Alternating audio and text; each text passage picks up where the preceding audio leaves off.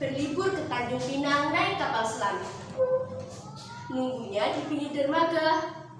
Ketika ada yang mengucapkan salam, jawab dengan lantang dan bertenaga. Assalamualaikum warahmatullahi wabarakatuh.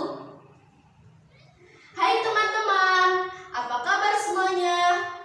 Wah, alhamdulillah, teman-teman semuanya sehat. Teman-teman, perkenalkan, nama saya Talita Sakmila Fahnia. Saya biasa dipanggil Talita. Saya sekarang bersekolah di SDN 2 Bumirjo. Teman-teman tahu tidak itu di mana? SDN 2 Bumirjo berada di Kecamatan Kuring, Kabupaten Kebumen, Provinsi Jawa Tengah.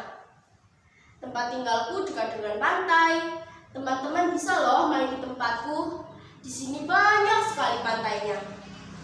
Ada Pantai Popo, Pantai Karangbolong, Pantai Subuh, dan masih banyak lagi.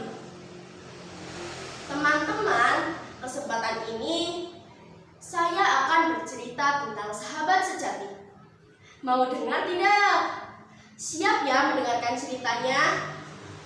Di sebuah desa kecil, tinggal dua sahabat sejati bernama Sandi dan Adi. Sandi adalah sosok yang rajin dan pekerja keras. Sementara Adi dikenal sebagai seorang pemalas yang lebih suka menghabiskan waktu bersantai. Sandi selalu bersemangat menyelesaikan tugas-tugasnya.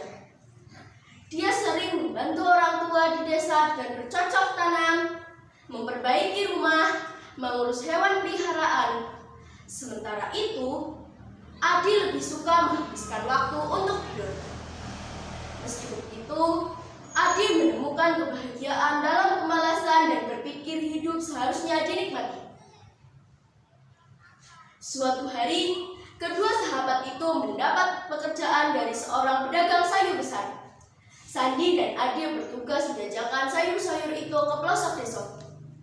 Besok jam 4 pagi, kalian berdua harus sudah berada di sini, pesan bapak pedagang sayur itu. Baik pak, sahut keduanya serempak. Di perjalanan pulang, Adi menggerutu. Jam 4 pagi. Saat itu orang-orang masih enak tidur. Lalu kita disuruh datang jam 4. Enak saja juragan sayur itu. Tidak begitu sebenarnya adik, kata Sandi santai. Pedagang sayur itu walau sudah kaya, sudah bangun sejak jam 3 pagi. Lalu ia menghimpun sayuran dari para petani sayur. Nah, kalau ia yang sudah kaya saja masih bekerja keras, apalagi kita yang baru mulai bekerja. Wah, Adi muak. Sudah, aku ingin cepat tiba di rumah. Aku ngantuk sekali. Ayam berkokok. Kukuruyuk, kuk. Sandi segera bangun. Jam bekernya menunjukkan angka 3:30. Sandi lega ketika tahu ia belum terlambat. Adi, bangun, sudah 3:30. Sandi membangunkan sahabatnya. Tapi Adi tak bergeming. Tampaknya ia masih asyik dengan mimpinya. Sandi membangunkannya dengan lebih ribut. Tapi tak ada hasilnya. Kemudian Sandi mengambil air. Air dipercikan wajah Adi.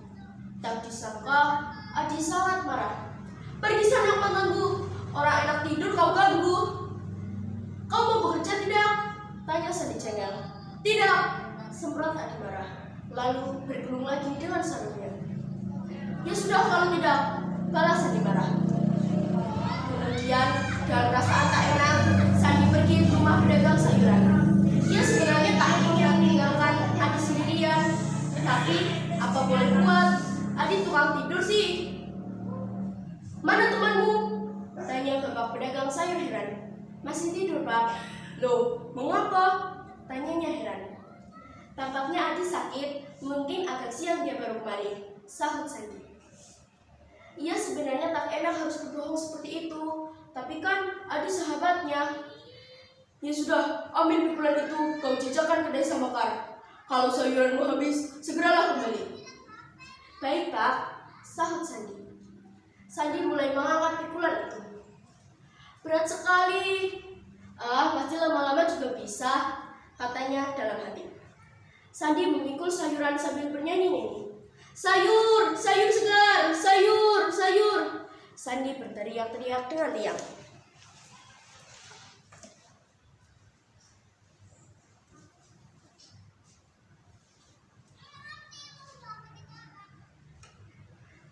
Sebelum tengah hari, Sandi sudah kembali ke rumah pedagang itu. Wajahnya tampak lelah, tapi kelihatan sekali ia gembira. Bagaimana? Tanya pedagang sayur itu. Habis semua, Pak, sahut Sandi. Majikannya tampak senang. Kemudian pedagang sayur itu bercerita. Adi datang jam 8. Ia meminta sayuran yang akan dijajakannya. Pedagang itu menyerahkan pikulan tersebut pada Adi. Tapi baru 5 langkah dari rumah, Adi sudah kembali dan menyatakan tak sanggup berjualan sayuran. Sandi sedih mendengarnya. Ketika Sandi pulang ke rumah, ia menasihati sahabatnya. Tapi Adi tidur-tiduran di depannya. Ketika Sandi menawarinya makanan yang diperolehnya dari hasil kerjanya, Adi tidak sungkan-sungkan memakannya. Begitulah terus-menerus. Sandi yang bekerja keras, Adi turut menikmati hasilnya dengan bermalas-malasan. Sandi sebenarnya sangat kesal, tapi ia tak bisa berbuat apa-apa karena ia terlalu baik. Tapi rupanya keadaan berubah setelah Sandi dipercaya menjadi pembantu tukang sayur. Sandi tak usah lagi berkeliling menjajakan sayuran. Tugas Sandi adalah menghitung pembukuan usaha tersebut. Rupanya pedagang sayur itu terkesan akan kejujuran dan keuletan Sandi. Adi, kita akan segera berpisah, kata Sandi. Loh, mengapa? Adi terkejut setengah hati. Karena aku disuruh untuk pindah ke rumah majikanku. Pekerjaan baru menantiku. Jadi, mau tak mau, aku harus pergi dari gubuk ini. Lalu, aku bagaimana? Dari mana aku bisa hidup? Teriak Adi. Itu terserah kamu. Selama ini, aku sudah memberimu kesempatan. Tapi, kau tak juga berubah. Tetap malas, tetap tukang tidur.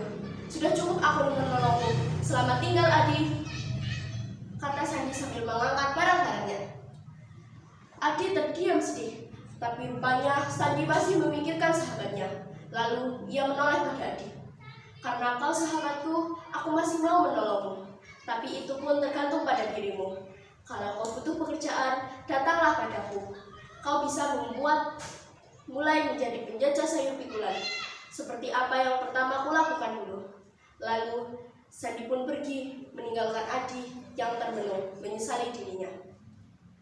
Dari cerita ini, kita dapat mengambil pesan moral bahwa sahabat sejati adalah mereka yang tidak hanya ada dalam masa-masa bahagia, tetapi juga menjadi cahaya di tengah kegelapan saat kita menghadapi kesulitan.